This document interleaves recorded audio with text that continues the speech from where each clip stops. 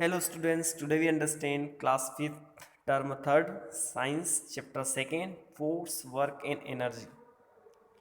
Today's our topics are force and its type, work, simple machines, the pulley, the inclined plane, the wheel and axle, the screw, the wedges and energy and its type. इन सारे topic के बारे में इस chapter में हम discuss करेंगे। Tick the correct statement. अब ये जो कुछ स्टेटमेंट यहाँ पे दिए गए हैं इन पे आपको सही पर टिक करना है। Energy can not be converted from one form to another. Energy जो होती है यानी कि जो ऊर्जा होती है उसको एक फॉर्म से दूसरे फॉर्म में हम कन्वर्ट नहीं कर सकते हैं। तो ये क्या सही है या फिर गलत है? अगर सही है तो आपको टिक लगाना है, गलत है तो रॉन्ग लगाना है, क्रॉस लगाना है। The force can be change the direction of a moving object. कोई सा भी एक मूविंग ऑब्जेक्ट से उसको फोर्स अप्लाई कर उसके ऊपर फोर्स अप्लाई करके क्या आप उसका डायरेक्शन चेंज कर सकते हैं, ये बताना आपको। फिर अगला है the force can not change the shape of an object. क्या फोर्स किसी ऑब्जेक्ट का शेप चेंज नहीं करता है? अगर ये सही है तो राइट लगाना, गलत है तो फिर क्रॉस लगाना। We obtain energy from food. हमको एनर्जी फूड से मिलती है। Next, the sun is the main source of energy on the earth. Sun जो है वो मेन सोर्स ऑफ एनर्जी है अर्थ पे। इन सारे के बारे में आपको बताना है। तो सबसे पहले हम बात करते हैं फोर्स की कि फोर्स होता क्या है। वी पुश और pull a door to open it. हम दरवाजे को या तो खींचते हैं या फिर धक्का देते हैं उसको खोलने के लिए। अब पुल और push is called a force. ये पुल और पुश ही क्या कहलाता है? फोर्स कहलाता है। अब पुश और पुल कैन ओपन अ डोर। जब आप उसको दरवाजे को धक्का देंगे या फिर खींचेंगे तो वो दरवाजे को क्या करेगा? खोल देगा। उससे दरवाजा क्या हो जाएगा? खुल जाएगा।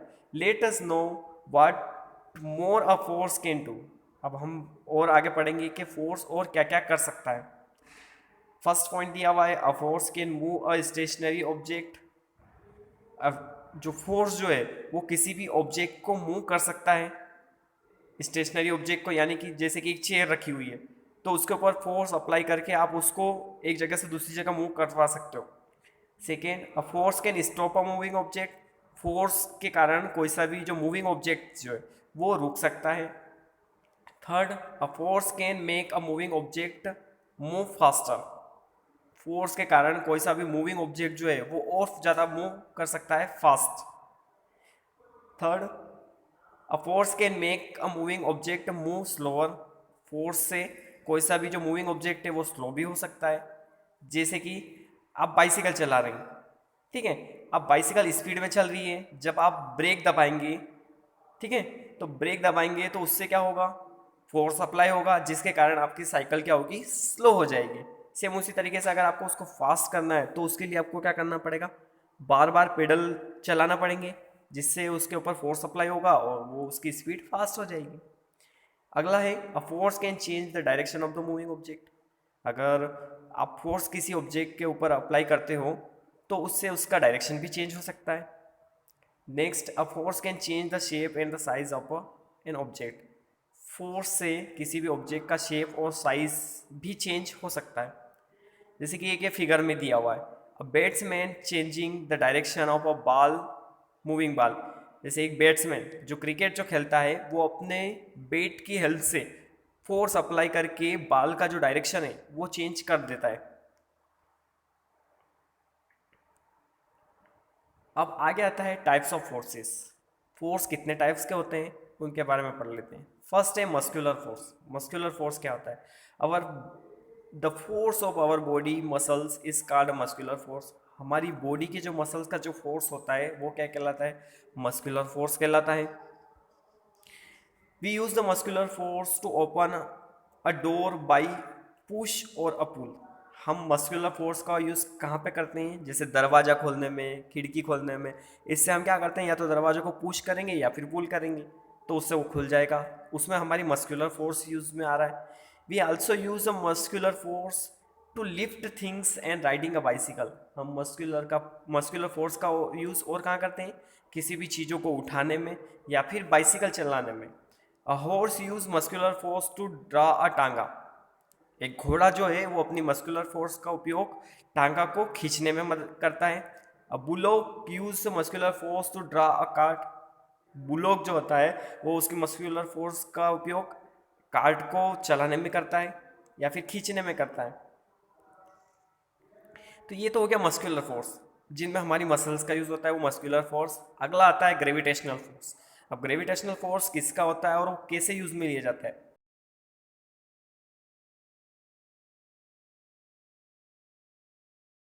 वो कोई सी चीज को खींचते हैं या फिर दबाते हैं।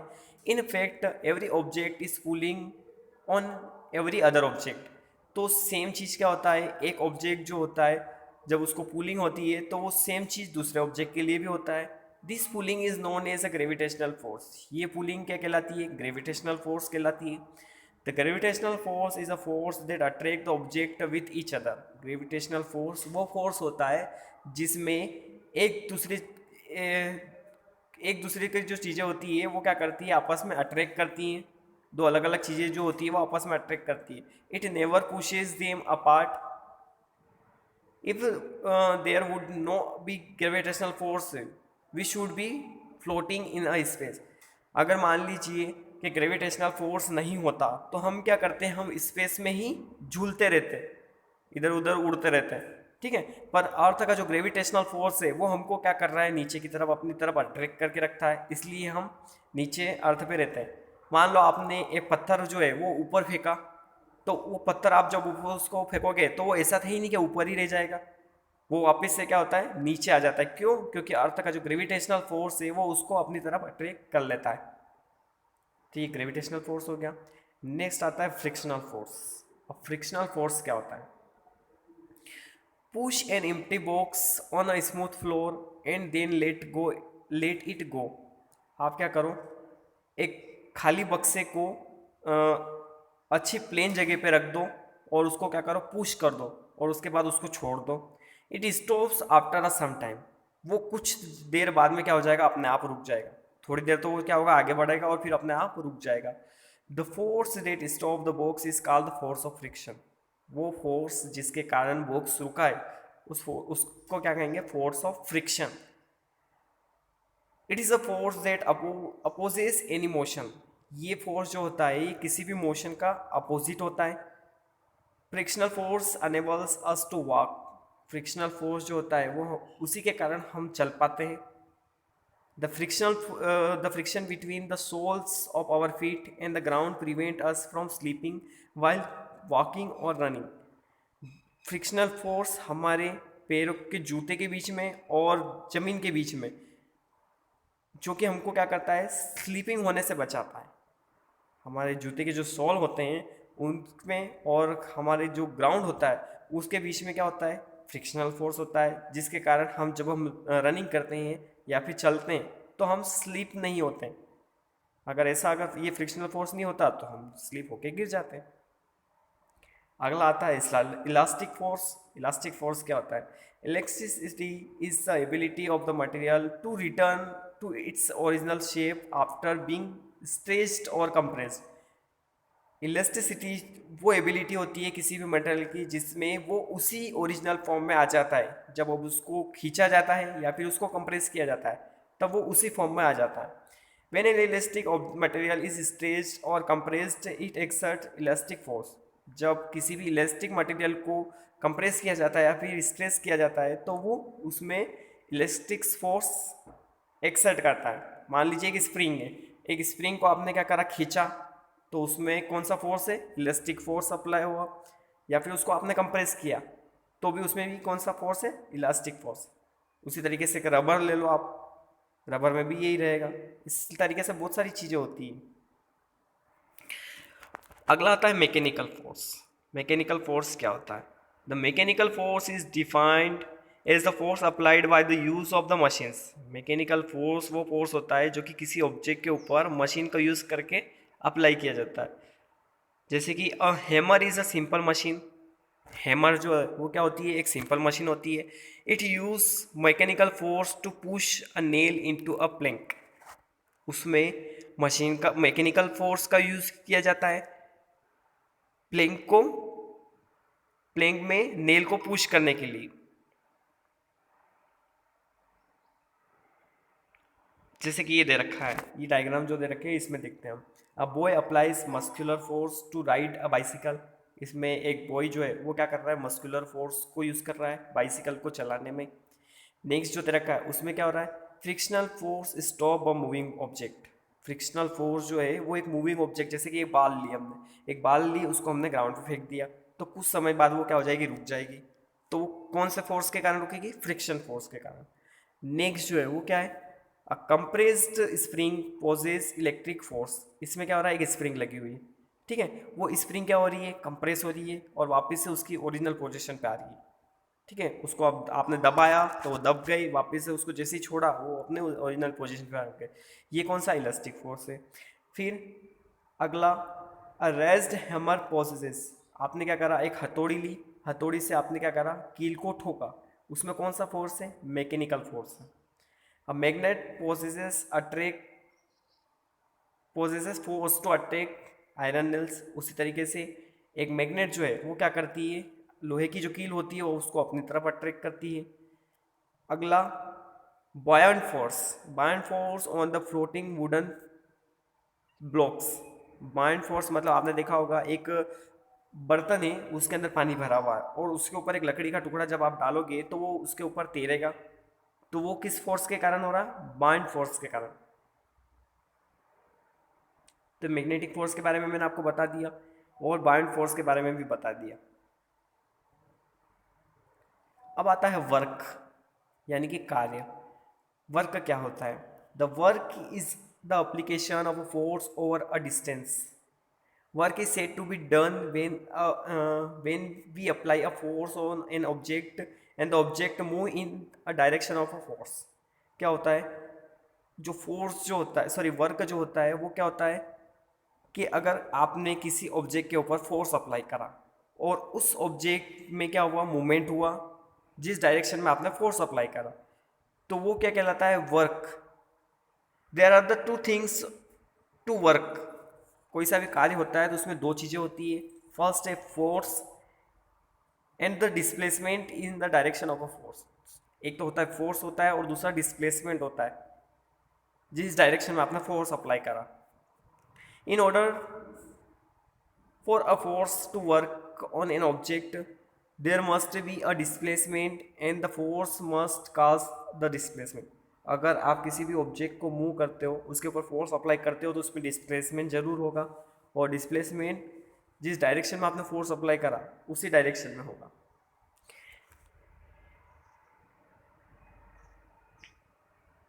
देर are the several example of work that can be observe in every day. अब बहुत सारे एग्जाम्पल है फोर्स के, सॉरी वर्क के, जो कि आप आपकी डेली लाइफ में देखते हो। अ हॉर्स पुलिंग अ टांगा ऑन द रोड, जैसे कि एक घोड़ा जो है वो टांगा को खींच के ले जा रहा है रोड पे, तो उसमें टांगा क्या हो रहा है, जिस डायरेक्शन में हॉर्स जो है वो अपना फोर्स अप्लाई कर रहा है उसी डायरेक्शन में टांगा जा रहा है। A shopkeeper lifting and putting the article in his shop at a proper place. जैसे एक दुकानदार जो है वो क्या कर रहा है, अपनी दुकान में सामान उठा उठा के सही जगह पे रख रहा है, वो भी क्या है, वर्क है। A student lifting a bag pull of books upon his shoulder. बच्चे जो होते हैं वो क्या करते हैं, बैग जिसके अंदर बुक्स भरी हुई रहती है उनको अपने कंधों पे उठा के ले जा रहे हैं। A weight lifter lifting a barbell above his head. एक वेट लिफ्टर जो है वो क्या कर रहा है, बारबेल को अपने हेड पे उठा रहा है। In each of the above case, there is a force exerted upon an object to cause that object to be displaced। इनमें क्या हो रहा है, इन सारे चीज़ों में जो ऑब्जेक्ट है उसके ऊपर फोर्स अप्लाई हो रहा है जिसके कारण वो क्या हो रहा है, डिस्प्लेस्ड हो रहा है। Now think of this situation, a man applied a force to a wall and become exhausted.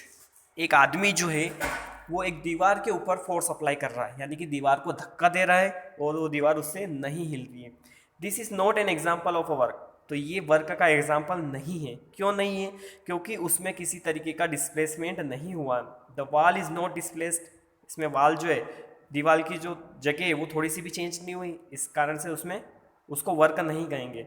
The force must cause a displacement in order for work to be done.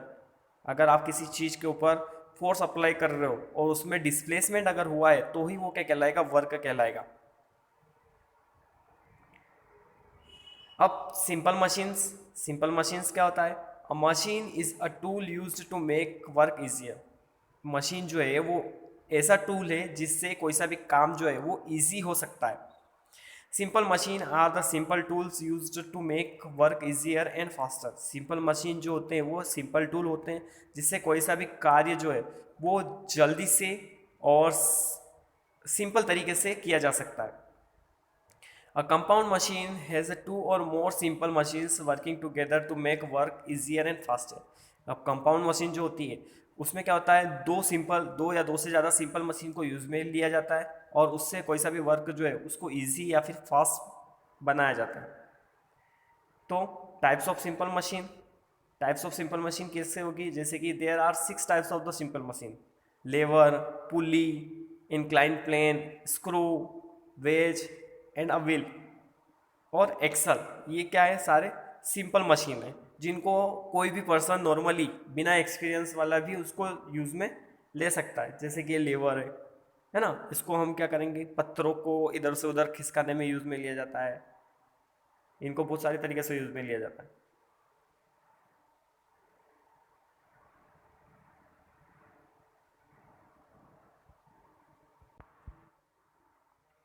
Depending on the relative position of the effort, load and fulcrum, lever are classified into 3 classes.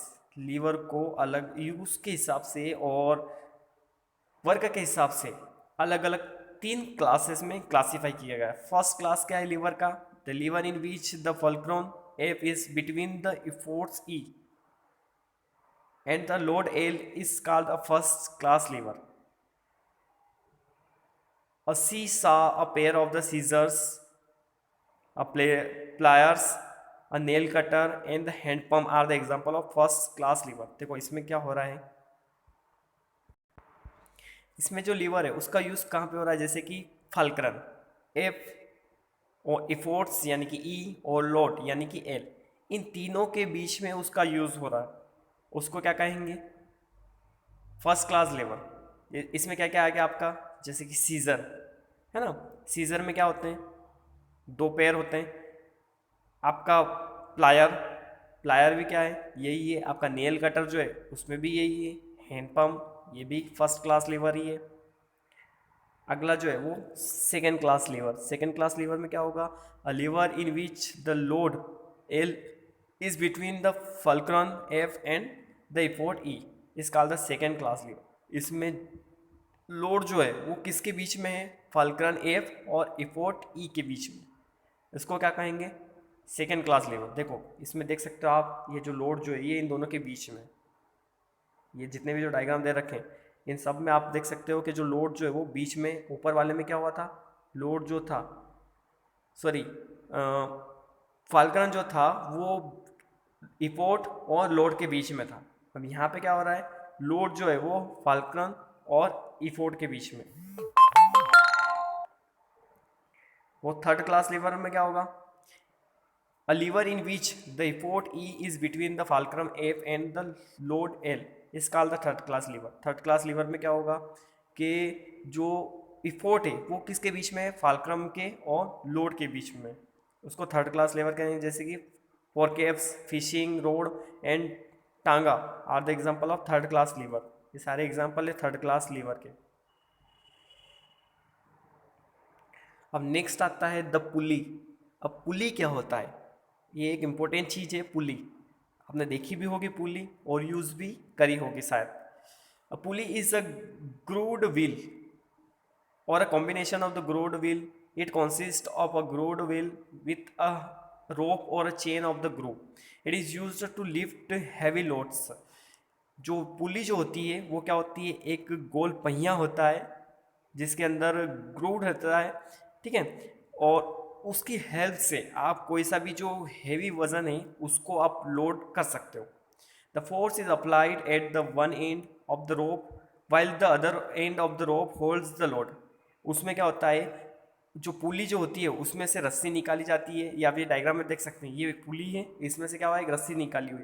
ठीक है, रस्सी में एक side में क्या होता है, वो लोड जो है, जो भी आप सामान उठाना चाहते हो उसको बांध दिया जाता है, और दूसरी साइड से उसको खींचा जाता है रस्सी को, जिससे कि वो सामान जो है वो ऊपर उठ जाता है। The pulley rotated on its axis, pulley जो होती है वो अपनी ही जगह पे घूमती है, एक सिंपल ये पहिया होता है pulley. There are the two types of the pulley, pulley जो होती है वो दो तरीके की होती है, एक तो फिक्स्ड पुली, एक फिक्स्ड पुली होती है, और एक मूवेबल पुली, एक मूवेबल पुली होती है। A fixed pulley is one fastens by the means of the hook to the some support. इसमें क्या होता है, हुक या फिर किसी सपोर्ट से उस पुली को एक ही जगह पे फिक्स किया जाता है। It is the most commonly used in the flag poles. आपने ये इस तरीके की पुली आपने झंडा जो होता है, झंडे में देखी होगी, सबसे ऊपर जो लगाई जाती है जहाँ पे झंडे को बांधा जाता है, वहाँ पे इसी तरीके की पुली होती है झंडे के खंभे पे। A flag is tied to a rope which goes round the pulley. This pulley is a fixed at the to the top of the flag poles. इस तरीके की पुली जो रहती है ये कहाँ पे, वो जो झंडे का खंभा रहता है उसमें सबसे ऊपर की तरफ फिक्स्ड कर दी जाती है।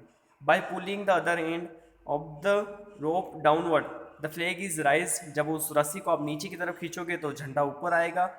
It also used to draw water from the well. इसका उपयोग पानी में, कुएं में से पानी खींचने में भी किया जाता है, इस तरीके की पुली का। अब ये तो हो गया फिक्स्ड पुली। अब मूवेबल पुली क्या होता है, अब movable pulley is a fasten to the load. A compound pulley is a combination of a fixed and movable pulley system. It is used to lift loads. अब देखो क्या होता है कि एक कंपाउंड पुली भी होती है जिसमें फिक्स्ड पुली और मूवेबल पुली दोनों का कॉम्बिनेशन होता है, जिससे जो लोड जो है उसको लिफ्टिंग करने में इजी होता है।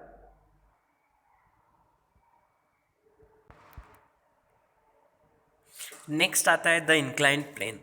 इंक्लाइंड प्लेन क्या होता है? An inclined plane is a flat surface with one end higher than the other. Inclined plane वो सरफेस, फ्लैट सरफेस होती है जिस पे एक साइड जो होती है वो ऊपर होती है और दूसरी साइड बिल्कुल नीचे होती है ज़मीन पे। A road up a hill is an inclined plane and so the slide in the park.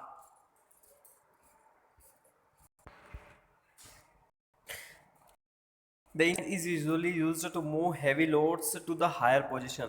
Incline plane का जो यूज़ होता है वो अगर कोई सा अगर हेवी ऑब्जेक्ट है उसको अगर आप हायर पोजीशन यानी कि ऊपर के साइड अगर ले जाना चाहते हो तो उसमें इसका यूज़ होता है। ये डायग्राम में दे रखा है, इस डायग्राम में आप देख सकते हैं, इसको क्या कहते हैं, incline plane. A small effort is required to move a heavy load on an inclined plane. inclined plane पे क्या होता है कि आपको थोड़ा सा ही उसके ऊपर फोर्स अप्लाई करना पड़ता है और वो ऑब्जेक्ट जो है वो मूव हो जाता है। But as in the lever the force has to travel a greater distance than the load. But जो लीवर जो होता है उसमें आपको ज़्यादा इफोर्ट्स लगाना पड़ते हैं। अगर कोई सा ऑब्जेक्ट अगर आप उसको ग्रेटर डिस्टेंस से ले जाना चाहते हो तो। अब आता है if hill are very steep. अगर मान लीजिए कोई सी हील जो है वो बहुत ज़्यादा स्टेप है, a car can not climb up, तो उस पर कार जो है वो चढ़ेगी नहीं। ठीक है, तो in such a case we cut a winding road into the hill.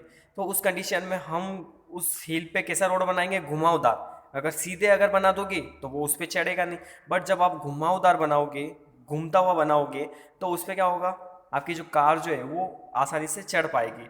The car can climb such a road, तो उस रोड पे आपकी जो कार जो है वो चढ़ पाएगी।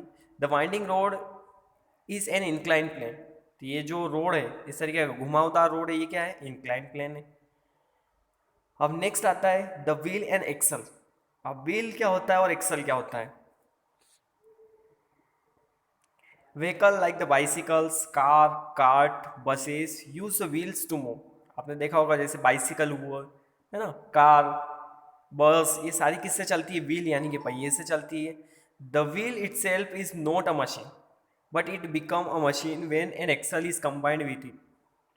व्हील यानी कि पहिया जो है वो खुद एक मशीन नहीं है, जब उसके साथ में आप एक्सल लगा देते हो, एक्सल को कंबाइन कर देते हो, तो फिर वो क्या बन जाती है, मशीन बन जाती है। The axle is a second wheel fixed tightly to the first so that they run together. Axle जो है वो क्या है, सेकेंड व्हील है, जो कि फर्स्ट व्हील यानी कि जो बड़ा पहिया होता है उसके साथ में जोड़ दिया जाता है, और उसके कारण फिर वो क्या करता है, चलता है। ये आप ये डायग्राम में देख सकते हो, ये एक्सल है और ये व्हील, इन दोनों के कंबाइन से व्हील जो है वो रन करता है। अगर एक्सल नहीं लगी है तो फिर उस व्हील को आप मशीन के अंदर नहीं लगा सकते हो।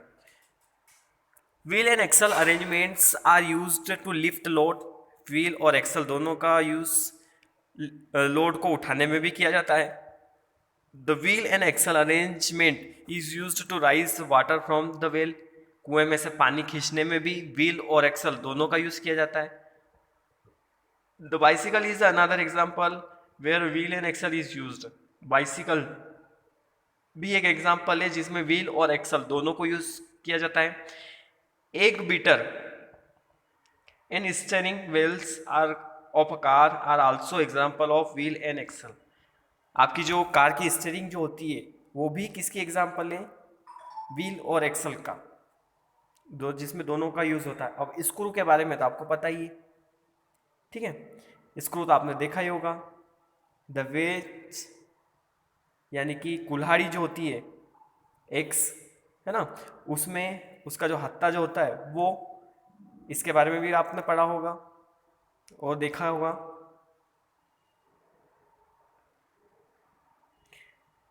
ये डायग्राम हो गए। अब अगला हमारा जो टॉपिक आता है वो आता है एनर्जी। अब एनर्जी क्या होता है, energy is the ability to do work. Energy क्या होता है, आपकी एबिलिटी होती है जिससे आप किसी कार्य को कंप्लीट कर पाते हो, क्योंकि बिना एनर्जी के आप कोई सा भी कार्य नहीं कर पाते हो। मान लीजिए आपको पढ़ने का बोला, अब पढ़ने का आपको कब बोला, जब आपने सुबह से खाना नहीं खाया है, दिन में भी खाना नहीं खाया और दिन भर आपको पढ़ने का बोला, तो आप पढ़ पाओगे क्या, नहीं पढ़ पाओगे। तो या फिर खेलने का बोलेगा तो आप खेल भी नहीं पाओगे, क्योंकि आपको भूख लग रही है। तो भूख लग रही है इसका मतलब क्या है, आपकी बॉडी में एनर्जी नहीं है, जिसके कारण आप इस तरीके का वर्क कर ही नहीं पाओगे। We get energy from the food to do work. हमको किसी भी कार्य करने के लिए एनर्जी जो होती है वो किससे मिलती है, फूड से मिलती है। Plant use the sun's energy to make their food. Plant जो होते हैं वो क्या करते हैं, सन की एनर्जी को यूज में लेते हैं ताकि उससे फूड बना सके फोटोसिंथेसिस के प्रोसेस में। The sun is the main source of energy on the earth. Sun क्या है, मेन सोर्स है एनर्जी का अर्थ पे, है ना, इसलिए उसको अल्टीमेट सोर्स ऑफ एनर्जी भी कहा जाता है। अब टाइप्स ऑफ एनर्जी, कितने तरह की एनर्जी होती है, तो सबसे पहले है mechanical energy.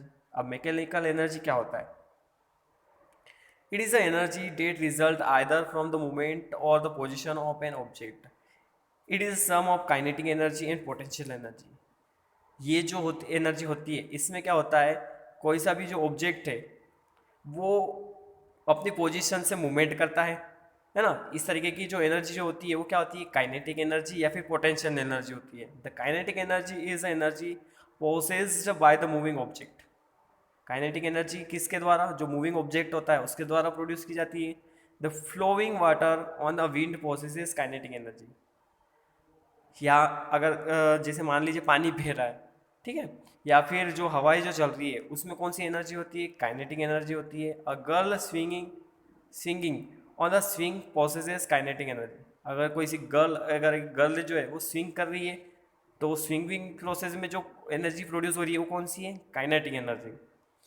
A book on a table possesses potential energy. एक बुक जो कि टेबल पे रखी हुई है उस पर कौन सी एनर्जी होगी, potential energy. When a girl swings on a swing and she reaches the top of the arc she has maximum potential energy. When she is closest to the ground her potential energy is its minimum. अब मान लो एक girl जो है वो swing कर रही है और वो अगर ज़्यादा हाइट तक है ना, तो उसमें जो एनर्जी जो रहेगी वो पोटेंशियल एनर्जी मैक्सिमम रहेगी। बट अगर वो मिनिमम यानी कि ग्राउंड के जस्ट पास में है तो उसमें एनर्जी कौन सी रहेगी,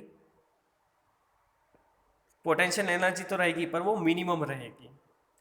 अगला जो है वो हीट एनर्जी है। अब हीट एनर्जी क्या होता है, it is a form of energy which is used to heat और वार्म ऑब्जेक्ट और to cool food wood coal, natural gas, kerosene and dung cakes are used to generate heat or to cook food. अब देखो क्या होता है कि जो heat energy जो होती है वो किसी भी चीज़ को गर्म करने में या फिर ठंडा करने में यूज़ में ली जाती है। जैसे कि आप खाना पकाते हो तो उसमें आपको लकड़ी की ज़रूरत लगती है या फिर कोल की ज़रूरत लगती है या फिर केरोसिन हुआ, काउडंक हुआ, नेचुरल गैस हुआ, इन सब चीज़ों को आप यूज़ में लेते हैं खाना पकाने के लिए। When these substances are burned, they produce heat energy. जब इन चीज़ों को जलाया जाता है तो इससे हीट एनर्जी प्रोड्यूस होती है। अगला जो है वो है न्यूक्लियर एनर्जी। न्यूक्लियर एनर्जी क्या होता है? It is stored in the nucleus of an atom. ये किस में होती है? एटम के न्यूक्लियस में होती है। This energy is released when the nuclei are combined, fusion और split is apart fission. Nuclear power station split the nuclei of the uranium atoms to produce electricity. देखो अब इसमें क्या होता है कि न्यूक्लियस जिसमें फ्यूज़न और फिजन दोनों ही करवाया जाता है, उसमें क्या होता है कि जो न्यूक्लियर पावर जो है या फिर न्यूक्लियर एनर्जी जो है वो प्रोड्यूस होती है। अब इसमें क्या न्यूक्लियर पावर प्लांट लगाए जाते हैं जिसमें यूरेनियम का जो एटम होता है उसको इलेक्ट्रिसिटी प्रोड्यूस करने में यूज़ में लिया जाता है। ये देखो, ये देख सकते हो आप, न्यूक्लियर पावर प्लांट इस तरीके का होता है। अब अगला जो है वो आता है केमिकल एनर्जी। अब केमिकल एनर्जी क्या होता है? It is store in atom and molecules. ये किस में? एटम और मोलिक्यूल में स्टोर रहती है। It is that energy that hold atoms और मोलिक्यूल्स टुगेदर। ये क्या करती है? ये एनर्जी एटम और मोलिक्यूल दोनों को होल्ड करके रखती है साथ में। Stored chemical energy is found in food, biomass, petroleum and natural gas. इस तरीके की केमिकल एनर्जी किस में? फूड में, बायोमास में, पेट्रोलियम में और नेचुरल गैस में पाई जाती है। अगला जो है वो है इलेक्ट्रिकल एनर्जी। इलेक्ट्रिकल एनर्जी क्या होता है? It is a movement of the electrical charge. इसमें क्या होता है? इलेक्ट्रिकल चार्ज का मूवमेंट होता है। The electric charge that moves through a wire is called electricity. अब इसमें क्या होता है? इलेक्ट्रिक चार्ज जो होते हैं वो एक वायर के अंदर क्या करते हैं? मूवमेंट करते हैं, जिसको इलेक्ट्रिसिटी कहते हैं। Lightning is another example of electric energy, electrical energy. Lightning यानी कि जो बिजली गरजती जो है आसमान में बारिश के टाइम पे, वो भी क्या है? इलेक्ट्रिकल एनर्जी का ही एग्जाम्पल है। Appliances like the television, washing machine, refrigerator, fan, geyser, ये सारे किससे चलते हैं? इलेक्ट्रिसिटी से चलते हैं। Electricity is generated in a power station. Electricity जो है वो कहाँ पे? पावर स्टेशन में बनाई जाती है। It is reached our house through power lines, और ये पावर लाइन्स की हेल्प से हमारे घरों तक आती है। अगली जो है वो लाइट एनर्जी है। अब लाइट एनर्जी क्या होता है? Light is a form of energy that enable us to see object. Light क्या है? वो फॉर्म है एनर्जी का जिससे हम कोई सी भी चीज़ देख पाते हैं। We can not see object in the dark. हमको अंधेरे में कोई सी भी चीज़ें दिखाई नहीं देती है। We see an object when it emits light और reflects lights that fall on it. हमको कोई सी भी चीज़ कब दिखाई देगी? जब उसके खुद की लाइट होगी, या फिर अगर किसी चीज़ की लाइट उसके ऊपर गिर रही है और वो रिफ्लेक्ट कर रही है लाइट को, तो वो हमको ऑब्जेक्ट दिखाई देगा। Object that emit light are called the source of light. वो ऑब्जेक्ट जिससे लाइट प्रोड्यूस की जाती है उसको क्या कहेंगे? Source of light. For example the sun, जैसे कि सन की क्या है? खुद की लाइट है। अब आता है जियोथर्मल एनर्जी। जियोथर्मल एनर्जी क्या होता है?